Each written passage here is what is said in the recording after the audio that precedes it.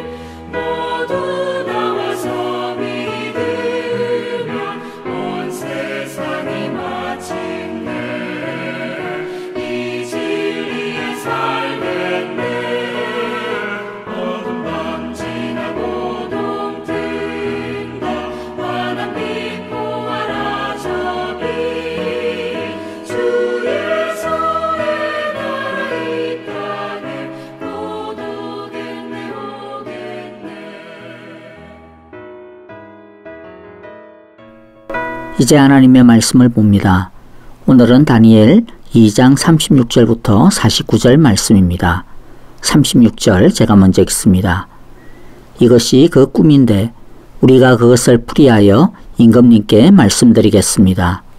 임금님은 왕들 가운데서도 어뜸가는 왕이십니다. 하늘의 하나님이 임금님께 나라와 권세와 힘과 영광을 주셨습니다. 사람과 들의 짐승과 공중의 새를 그들이 어디에 있든지 임금님의 손에 넘겨주시고 이 모두를 다스리는 통치자로 세우셨습니다. 임금님은 바로 그 금으로 된 머리이십니다. 임금님 뒤에는 임금님의 나라보다 못한 다른 나라가 일어날 것입니다. 그 뒤에 노쇠로 된 셋째 나라가 온 땅을 다스릴 것입니다. 넷째 나라는 쇠처럼 강할 것입니다. 쇠는 모든 것을 으깨고 박살냅니다. 쇠가 모든 것을 부서뜨리는 것처럼 그 나라는 문나라를 으깨고 부서뜨릴 것입니다. 임금님이 보신 발과 발가락의 일부는 토기장이의 진흙이고 일부는 쇠였던 것 같이 그 나라는 나누어질 것입니다. 그러나 임금님이 진흙과 쇠가 함께 있는 것을 보신 것처럼 그 나라는 쇠처럼 강한 면도 있을 것입니다. 그 발가락의 일부가 쇠이고 일부가 진흙인 것 같이 그 나라의 일부는 강하고 일부는 쉽게 부서질 것입니다. 임금님께서 진흙과 쇠가 함께 있는 것을 보신 것 같이 그들이 다른 인종과 함께 살 것이지만 쇠와 진흙이 서로 결합되지 못하는 것처럼 그들이 결합되지 못할 것입니다. 이 왕들의 시대에 하늘의 하나님이 한 나라를 세우실 터인데 그 나라는 영원히 멸망하지 않을 것이며 다른 백성에게 넘어가지 않을 것입니다. 그 나라가 도리어 다른 모든 나라를 쳐서 멸망시키고 영원히 설 것입니다. 아무도 돌을 떠내지 않았는데 돌 하나가 난데없이 날아 들어와서 쇠와 노쇠와 진흙과 은과 금을 으깨는 것을 임금님이 보신 것은 위대하신 하나님이 앞으로 일어날 일을 임금님께 알려주신 것입니다. 이 꿈은 그대로 이루어질 것이고 이 해몽도 틀림없습니다. 느부갓네살 왕이 엎드려서 다니엘에게 절하고 예물과 향품을 그에게 주도록 명령을 내렸다. 왕이 다니엘에게 말하였다. 그대들의 하나님은 참으로 모든 신 가운데서 어뜸가는 신이시요 모든 왕 가운데서 어떤가는 군주이시다. 그대가 이 비밀을 드러낼 수 있었으니 과연 그대의 하나님은 비밀을 드러내시는 분이시다. 왕은 다니엘의 지위를 높이고 귀한 선물을 많이 주며 그를 바빌론 지역의 통치자와 바빌론 모든 지혜자의 어른으로 삼았다. 또 왕은 다니엘의 요구를 받아들여서 사드락과 메삭과 아벳느고를 세워 바빌론 지방의 일을 맡아서 다스리게 하였다. 다니엘은 왕의 궁전에 머물렀다. 아멘. 이제 다니엘은 느부갓네살이 꾸은 신상의 꿈에 대한 해석을 펼쳐 보입니다. 이 신상은 지금부터 앞으로 이어질 역사 속의 주도적인 제국들을 뜻합니다. 먼저 신상의 순금으로 되어진 머리는 바로 바벨론 느부갓네살이라고 말합니다. 두 번째, 은으로 된 가슴과 팔에 해당되어지는 나라는 바벨론 다음에 나타나게 될 페르시아를 뜻합니다. 페르시아의 유명한 왕은 우리가 잘 아는 고레스, 키루스 대제가 있습니다. 세 번째, 노쇠로 된 배와 넓적다리에 해당되어지는 나라는 페르시아 다음에 나타날 알렉산더 대왕의 그리스 제국입니다. 그리고 네 번째, 쇠와 진흙으로 되어진 다리와 발에 해당되어지는 나라는 로마 제국을 뜻합니다. 그리고 아무도 떠내지 않았는데 난데없이 날아들어와 쇠의 제국을 박살내버린, 사실은 쇠의 제국, 로마 제국만을 박살낸 것이 아니라 인간 제국 전체를 박살낸 것이죠. 자, 이 돌은 무엇이냐? 바로 예수 그리스도의 복음, 그 복음의 나라, 하나님의 나라를 의미합니다. 오늘 말씀을 통해 몇 가지 교훈과 은혜를 마음에 새겨보도록 하겠습니다.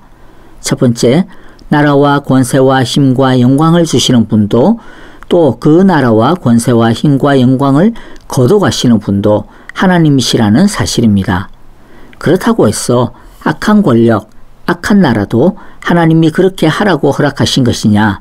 그렇다면 하나님이 악한 권세를 인정하시는 것이 아니냐? 어떻게 하나님이 악할 수가 있는가? 라고 오해하시면 안 됩니다. 모든 권력과 권세는 하나님이 허락하시는 것이 맞습니다. 그러나 하나님이 권세와 힘을 허락하실 때에는 그 권세와 힘을 올바르게 사용하기를 요구하신 것이죠. 문제는 권세와 힘을 가진 권력이 그것을 자기 마음대로 사용하기 때문에 생기는 것입니다. 그것을 하나님이 계획하신 것이나 하나님이 허락하신 것으로 오해하면 안 됩니다. 하나님이 준 권세를 악하게 사용한 것은 하나님 탓이 아니라 그것을 잘못 사용한 사람들의 죄입니다. 하나님은 그 죄를 반드시 벌하실 것입니다. 이 세상에 그토록 수많은 나라들이 뜨고 지는 이유가 바로 여기에 있습니다. 이것은 나라에만 해당되는 것이 아닙니다. 개인에게도 해당이 됩니다. 하나님이 각 사람마다 권세와 힘과 영광을 주셨습니다. 얼마나 많이 받았느냐, 그런 것을 따질 필요가 없습니다. 우리가 신경 쓰고 따져야 되는 것은 단 한 가지입니다. 그것은 하나님이 우리에게 주신 이것을 가지고 어떻게 하나님의 뜻을 따라 살 것인가, 어떻게 하나님의 의를 이룰 것인가 하는 것입니다. 하나님은 반드시 계산하시고 그 책임을 물으실 것이기 때문입니다. 둘째, 이 땅에 그 어떤 힘과 권세도 영원한 것은 없다입니다. 역사 속에 아무리 강대한 나라도 권세도 일시적이고 제한적이며 유한합니다. 영원한 나라는 오직 하나, 하나님의 나라밖에 없습니다. 우리가 이것을 분명히 알 때 우리는 이 세상의 힘과 권세 앞에서 두려워하지 않을 수 있습니다. 굴복당하지 않을 수 있습니다. 하나님이 꺾으시면 맥없이 꺾여질 것들이기 때문에 우리의 의와 거룩을 그 권세에 타협하지 않을 수 있습니다. 그래서 초대교회의 성도들은 우리가 잘 아는 대로 로마에 굴복하지 않았습니다. 왜냐하면 영원한 나라는 하나님의 나라밖에 없는 줄 알았기 때문입니다. 환난을 당하고 심지어 죽음을 당하여도 그들은 영원한 나라를 붙잡았지 로마에 무릎 꿇거나 고개 숙이지 않았습니다. 셋째, 이 세상은 결국 하나님의 뜨인 돌, 예수 그리스도에 의해 산산이 부서지게 될 것입니다. 신약 성경은 이 돌이 하나님이 골라낸 귀한 모퉁이 돌이 되시는 예수님임을 분명히 가르쳐 줍니다. 다니엘의 계시대로 예수님은 이 땅에 오셔서 세상 권세를 심판하시고 영원한 나라를 세우셨습니다. 역사적으로 볼 때도 로마가 그렇게 기독교를 탄압하고 억압했지만 결국 복음은 로마를 무너뜨리고 말았습니다. 요한계시록 18장에 나오는 대로 큰 도시 바벨론, 여기서 바벨론은 악한 세상 자체를 뜻합니다. 영원할 것만 같았던 바벨론, 이 세상은 하루아침에 하나님의 심판에 의해 잿더미가 되고 말 것입니다. 그리고 참되신 예수님과 그의 군대가 온 민족을 치고 다스릴 것입니다. 요한계시록 19장 15절을 보면 그의 입에서 날카로운 칼이 나오는데 그는 그것으로 모든 민족을 치실 것입니다. 그는 친히 쇠 지팡이를 가지고 모든 민족을 다스릴 것이요 전능하신 하나님의 맹렬하신 진노의 포도주 틀을 밟으실 것입니다. 그러므로 우리는 끝까지 승리자의 편에 서야 할 것입니다. 세상의 편에 서면 안 됩니다.